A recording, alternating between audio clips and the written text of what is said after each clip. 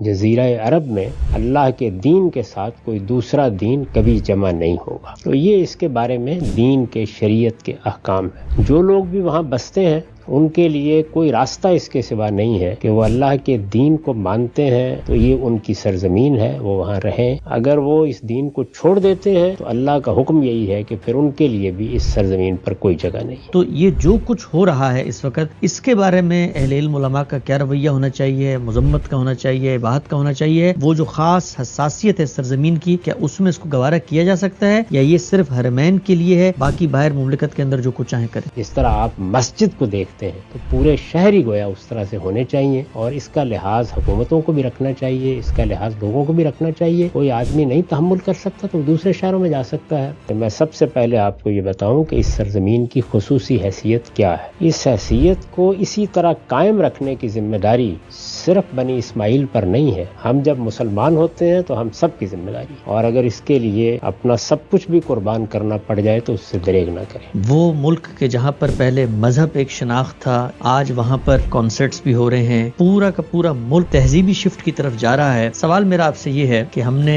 जिस मुल्क को आज तक एक हदफ बनाया कि मजहब अगर नाफिज होगा तो उसकी सूरत होगी, वही मुल्क अब तब्दीली की तरफ जा रहा है। इस तब्दीली को आप कैसे देखते हैं? ये तब्दीली आई कैसे और इसके समाज पर मुस्तकबिल में क्या असरात होंगे?